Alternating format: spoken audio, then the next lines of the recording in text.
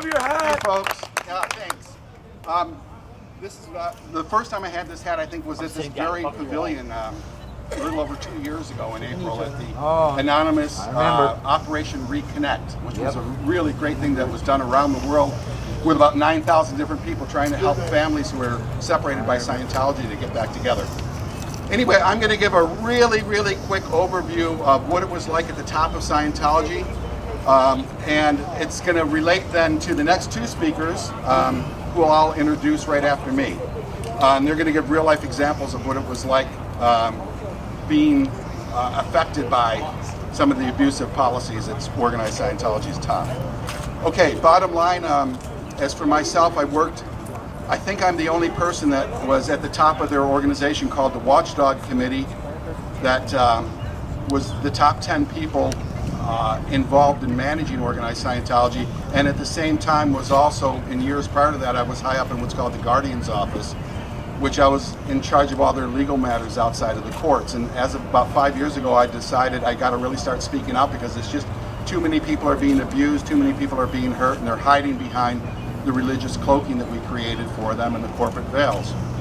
Anyway, with that in mind, I just thought I would read, to put in perspective the next couple speakers, two very short quotes that most people don't know about organized Scientology from L. Ron Hubbard about what is the overall purpose, what will happen when Scientology rules the world.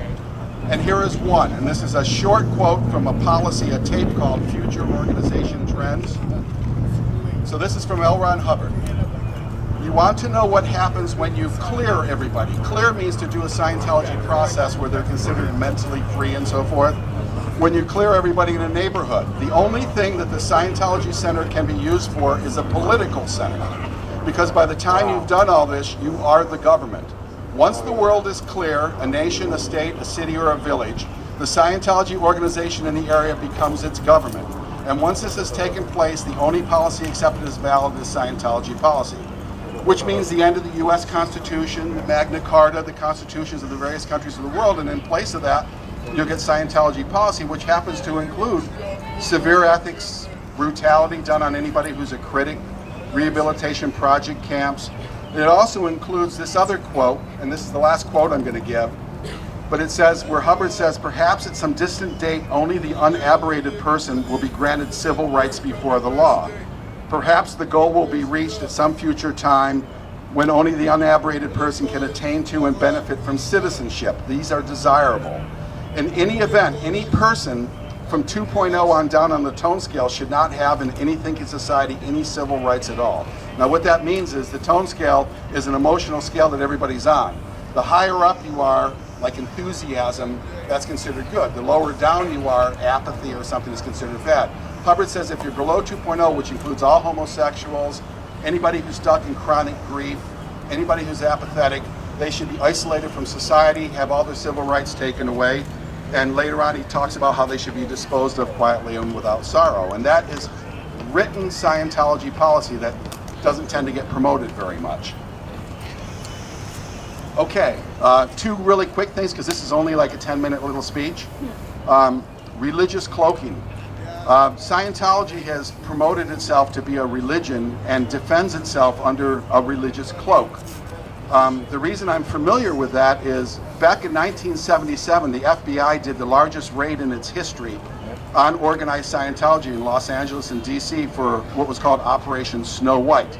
Now that's 1977. At the time I was in the Guardian's office worldwide, which was senior to the US, and what we came out with in response to that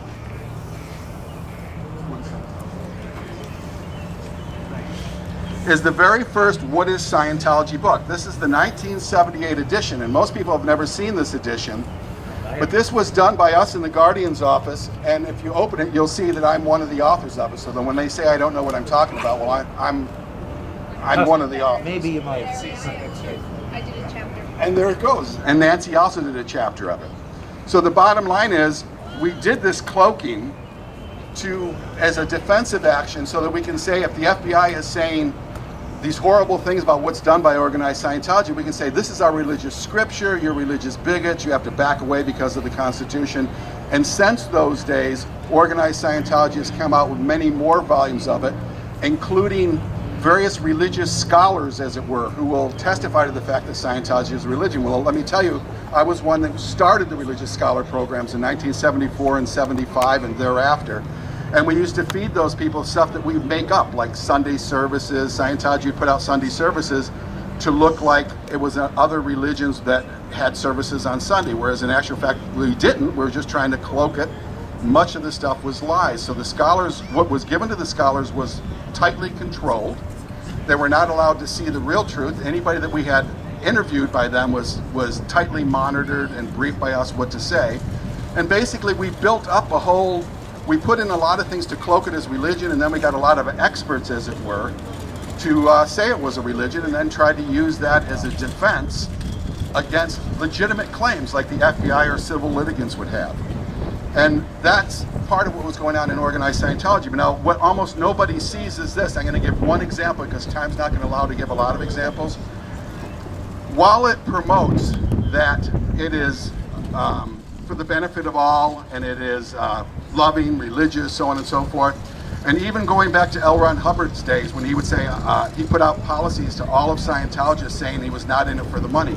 Well, behind the scenes, those at the top are getting ordered every day to funnel money to Hubbard. And as a matter of fact, in 1982 alone, he was funneled over $40 million of organized Scientology money. And at the same time, he's saying to people that he's not taking money from organized Scientology. In my affidavit, if I may have that book, I published a little ebook here that's free on the internet to anyone who'd like to have it. My blog is larrybrennan.blogspot.com, and this book is called The Miscavige Legal Statements, A Study in Perjury, Lies, and Misdirection. And it's an analysis of the legal statements made by the current head of organized Scientology that breaks down where he has lied about how he was controlling Scientology, how he was beating and abusing people, and so forth. Well, he was the one that funneled so much of that money to Hubbard in his early days, 1982, 1983, and thereafter took over and controls it with an iron fist. And I've seen people at the top of organized Scientology physically beaten, and a lot of this has come out in the press lately. If any of you watch the St. Pete Times, or have watched some of the Australian Cooper's 360 Degree on CNN, you'll see all kinds of things about beatings. Well, I'm telling you, these beatings were going back in 1982, and I published those 4 or 5 years ago. So this stuff's been going on for over 2.5 decades, that people have been beaten up and that they've been hiding behind this cloaking. And here's another perfect example. Right now there are 4 legal cases. Well, there's 3 legal cases for violation of labor laws, human trafficking, and that in California.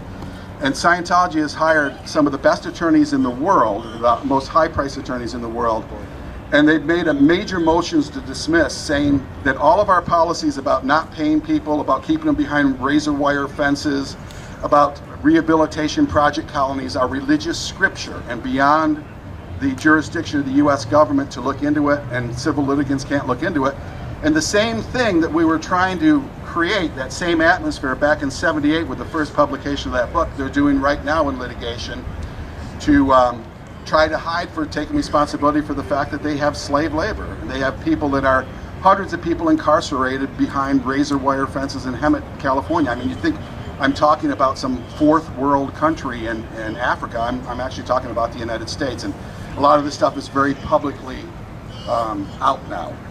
But I just want to let you know that it's been going on for a long, long time.